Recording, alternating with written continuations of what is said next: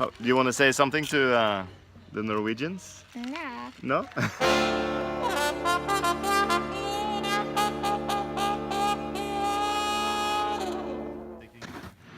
So I've been driving with Marisabel and Moises, the Caballero family from Marcala, and we are now in Peña Blanca, which is in Santa Barbara in Honduras, a little bit further north, very close to San Pedro Sula. Behind me is the San Vicente exporters mill, so this is where the Hobnil's coffees from Finca Nacimiento is milled and packed for export. And also in the second floor here is the cupping lab where we normally taste Hobnil's coffees. So I just arrived in this afternoon. It's Saturday, so tomorrow we'll probably go to Hobnil's farm to see what he's up to. Hopefully the coffees are even better this year. Benjamin, the exporter, just told me that the harvest is a little bit more spread out this year, but the quality seems to be very nice. So I'm really looking forward to cupping the coffees here this year.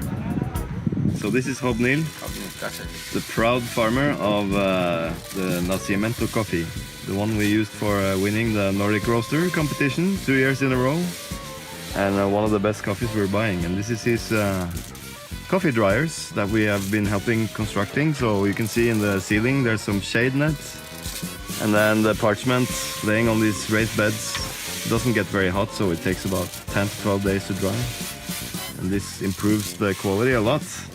And Hobnil is picking out all the defects, and the coffee is now tasting fresh for almost a year after it's harvested. So this has been a big improvement to the farm. So these are the dryers we helped build at Finca Nacimiento a couple of years ago. Very well ventilated. They have shade in the ceiling, so the parchment on the drying tables doesn't heat up too much. And this prolongs the drying, so it dries for about 10 to 12 days. This is actually located down in the city near the farm, so it's a little bit hotter here, so the drying is more efficient, because in the farm it's too moist, too much rain, too much mist, so the coffee will take too long to dry. And while the coffee is drying, Hobnil's wife and some other women are picking out the defects, and that's one of the reasons why this coffee is so super clean, because it's very few bad beans. They're taking out anything that looks bad from the coffee while it's laying on the table. So this is Hobnil's roaster he bought last year. So now he's roasting the coffee, he's not exporting, and he's selling it to the community around there, so it's a little side business. So this is Johan. How old are you? How old are you? ¿Cuántos años tiene? 8. 8 years old. This is Hobnil's son and future coffee farmer. ¿Quiere cebar café? Yes. Sí? Ah, qué bueno. And in the back is the house that Hobnil built a couple of years ago for the money he's making on his coffee. So big house with a garage and everything. And this is next to the coffee dryers that we just went to. Do you want to say something to the Norwegians? No. No? Say hello? Hello? No. Hobnil, what are you holding? Quiero salir. ¿Qué es? Este es de trofeo del segundo lugar en la competencia del 2016 en Honduras. The Taza de Excelencia. Taza de la Excelencia. So the second place trophy at the Cup of Excellence. Hobnil won the second place last year with his coffee. Excelente. Felicitaciones. Thank you. So now we're heading up the bumpy road to the mountains to go to Finca Nacimiento. The house of Hobnil is down in the town, local town. ¿Cómo se llama el pueblo? Esperanza. And now we're gonna drive for 20-30 minutes up the mountain to the farm. Very steep hills, very bumpy roads. But I'm really looking forward to see how it's going to look like.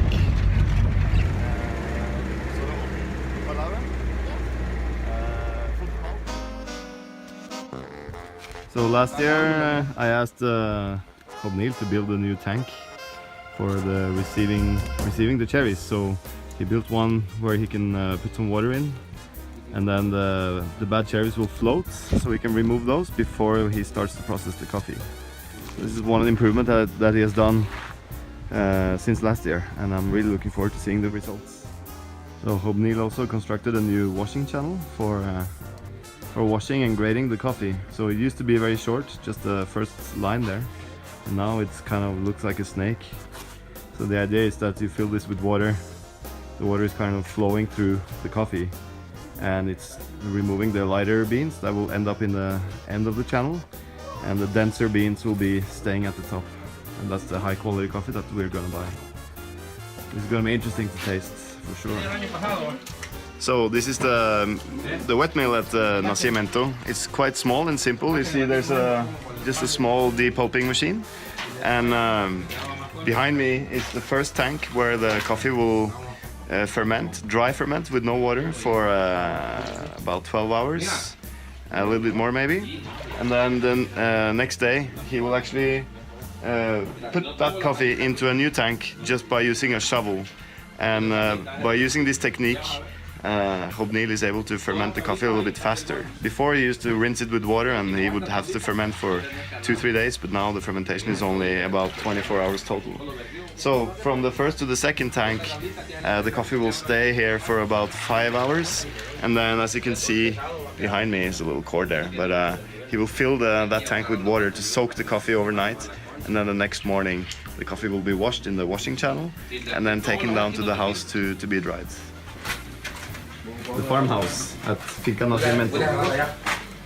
But Hobnil doesn't live here, he actually lives down in Esperanza.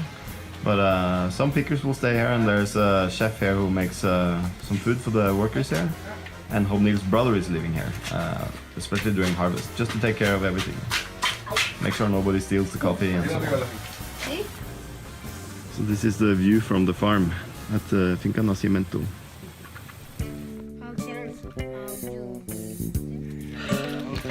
So we've been walking for 10 minutes and we're all tired. Arturo had to sit down in the shade.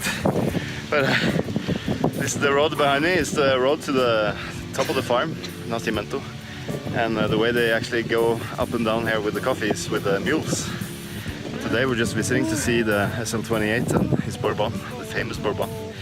So we're just walking, but very hard. We're probably at 1700 meters above sea level now, and the farm goes up to 1800 meters above sea level, where the maturation of the cherries is very slow. That's one of the reasons why this coffee is so good, because you have very long maturation time, and in combination with this old Bourbon plants that he has, it just makes a fantastic fruity coffee. So I'm looking forward to tasting it this year. So we're now almost on the top of the farm. So we reached the top of Finca Nacimiento. Very high, very long walk. And below you can see the beautiful view of the lake that is down at the town called Peña Blanca. At the top of the farm, Hobnil has planted both some pacas, which is kind of like a Bourbon variety that tastes very fruity, but also very sweet. And he has the new SL28 that I haven't tasted yet. And also actually some Catimor, which is a hybrid that is more resistant towards leaf rust and so on.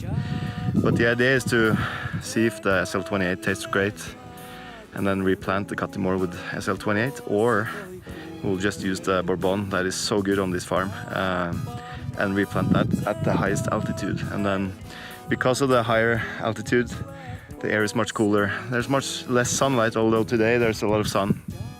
And normally there's a mist here that's coming up from the lake. So you have a very, very slow maturation of the cherries. So compared to when it starts to harvest, which is in normally January, February at the lower part of the farm, he won't start picking here until March, April. And then he continues to pick until May, June, July, August, September, and so on. But we normally just buy from the peak of the harvest. So we'll probably stop buying or purchasing the coffee that is harvested in May at latest, because after this the quantities are very small, and we also have to ship the coffee so it doesn't age here while it's being stored in Honduras. So I hope you like the beautiful view. So we finally reached the top of the mountain where Hobnil has planted some beautiful SL28, SL28 and K7 plants. And this will be the first harvest. ¿Cuántos sacos puede producir este año? Para este año, Dejo los 3 sacos. 3 sacos Este, de pergamino. maybe. So maybe 3 one o 4. bag of green coffee. So this will be a very exclusive coffee. I'm really looking forward to tasting it. I haven't tasted it before. They had some small amounts of cherries last year, so they have tasted it, but they haven't told me anything. And I'll show you the trees, how they look like. So these are the SL28 at Finca Nacimiento. See, there's lots of coffee cherries, so these will be harvested probably next week or something, or maybe this week. And then hopefully in July, August, we'll have them in Norway and we can taste them.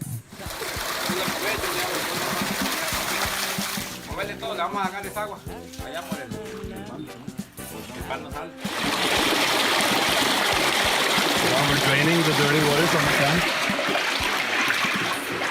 And you can see it's just stirring around in the parchment. And this is how you remove the mucilage after the coffee is fermented. Preparing it for drying.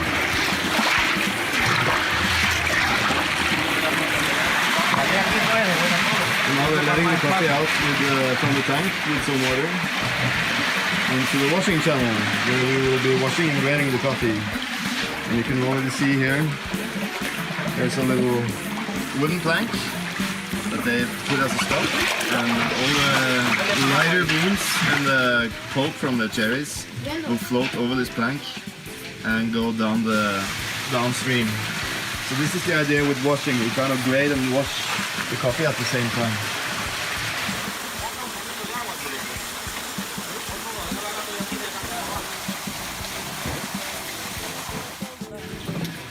So this is the end of the washing channel, and this is where all the segundos or seconds are ending up. So the pulp, the very light beans, and so on. And this is something that probably you can roast and sell in the local farm market.